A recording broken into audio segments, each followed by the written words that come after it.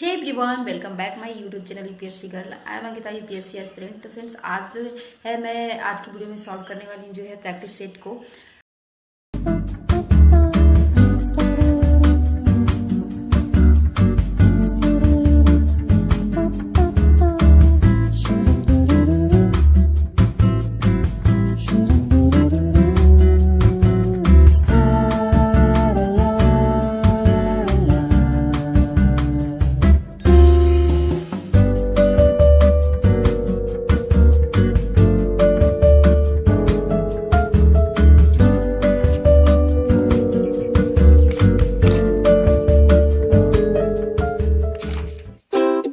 मेरा practice set जो मैंने सॉल्व किया है, आप लोग देख लीजिए मेरे सॉल्व करने का तरीका जो कैसा है।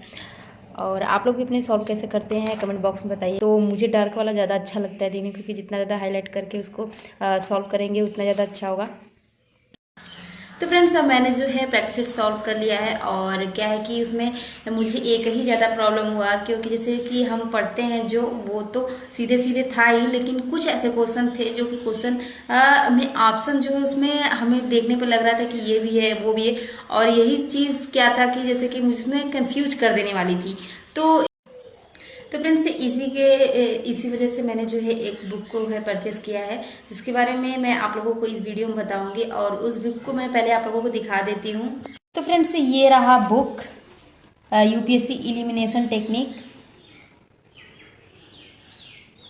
तो फ्रेंड्स, मैंने जो आप लोगों को बुक दिखाया उसी के अकॉर्डिंग जो है मैं आप लोगों से बात करने वाली हूँ कि ये बुक मैंने क्यों मंगाया और ये मेरे लिए कितना ज़्यादा हेल्पफुल रहा है। तो मैं आप लोगों को दिखाऊंगी ये प्रैक्टिस सेट सॉल्व करने में एलिमिनेशन टेक्निक जो है हमें उतना अच्छे से नहीं आता है, इसलिए मैंने इस बुक को जो है परचेस किया है। और इसी बुक के बारे में आप लोगों को बताऊंगी कि आप लोगों के लिए भी ये बुक कितना ज़्यादा हेल्पफुल होने वाला है। तो चलिए बुक को पूरे डिटेल में मैं आप लोगों के साथ एक्सप्लेन करती हूँ और बताती हूँ ये क्यों इतना ज़्यादा इम्पोर्टेंट है हमें जो है प्रैक्टिस सेट सॉल्व करने के लिए। क्योंकि हमें पता ही है कि जो हमारा एलिमिनेशन टेक्निक होता है वो हर किसी को उतना एग्जैक्ट नहीं आता है। इस एक और खास बता दूं कि इसका जो लैंग्वेज है बहुत ज़्यादा सिंपल वो में, यदि आप लोग थोड़ा सा भी इंग्लिश की नॉलेज रखते हो तो आप इसको आसानी से पढ़ और समझ सकते हो। क्योंकि मैंने इसको पढ़ा है और मैं आप लोगों को दिखाती हूँ, स्टार्ट में दिखाती हूँ, फिर आपको ये भी बताऊंगी कि किस टाइप से आपके लिए हेल्पफुल है। और देखिए यहाँ पे टॉपिक दिया हुआ है जिसमें एलिमिनेशन टेक्निक है, पीसी प्रिपरेशन, कुछ इसमें एक्स्ट्रा चीज़ें जो है वो भी दी गई हैं, क्या क्या टॉपिक्स हैं। और यहाँ पे हमारा जो 6 के बाद जो एलिमिनेशन टेक्निक दिया गया है वहाँ से हमारा स्टार्ट होता है एलिमिनेशन टेक्निक। मतलब कि हमारे ऑप्शन जो है उसको कैसे हम एलिमिनेट कर पाते हैं। तो अभी इसमें से मैं 2-3 लेकर जो है इसमें से ऑप्शंस में आप लोगों को डिटेल में एक्सप्लेन कर कि ये बुक जो है हमें किस टाइप से यूज़ में है किसी भी ऑप्शन को जो है एलिमिनेट करने के लिए। तो इसमें मैं आपको 2 से 3 जो है एग्जांपल लेकर समझाने वाली हूँ।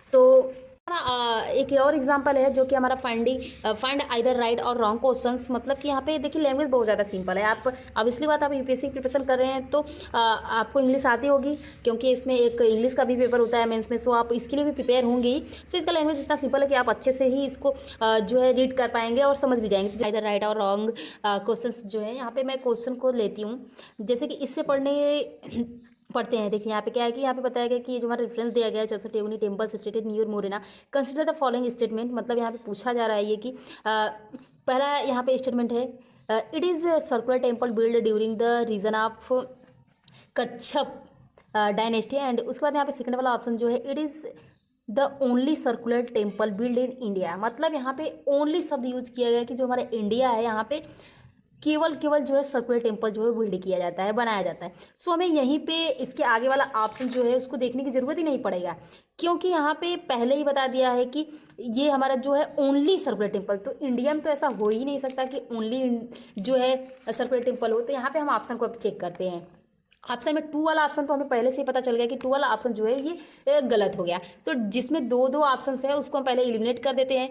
दूसरा वाला ऑप्शन है इसको हमने निकाल दिया, इसमें भी दूसरा है इसको भी निकाल दिया, मतलब ये गलत हो गए। और यहाँ पे देखिए डी वाला ऑप्शन जो है इसमें भी जो है 2, तो मतलब ये भी गलत हो गया। मतलब 3 ऑप्शन ऑटोमेटिक जो है एलिमिनेट हो गए, मतलब बाहर निकल गए। तो यहाँ पे हमारा ऑप्शन कौन सा सही हुआ है, सी। तो ये आखिर पता कैसे चला कि देखिए जब इसे तो नॉर्मली पता ही होता है, लेकिन हम लोग क्या करते हैं, ज़्यादा से ज़्यादा सही आंसर को खोजने में लगे होते हैं। लेकिन यदि हम कभी ना कभी गलत आंसर को भी खोज लेते हैं, जैसे इस में था कि यदि हम पूरा क्वेश्चन भी नहीं पढ़ेंगे, सॉरी आंसर ही नहीं पढ़ेंगे, इसमें जो ऑप्शन दिए गए हैं, तो भी हमें यहाँ पे सर्कुलर टेम्पल जो है बिल्ड इन इंडिया, ये पहले ही हमें पता चल गया कि ये रॉन्ग है। क्योंकि यहाँ पे जब ऑप्शन में हमने मिलाया तो देख रहे हैं कि यहाँ पे दो दो सब गलत है, तो मतलब ऑप्शन नंबर 3 जो है ये सही है।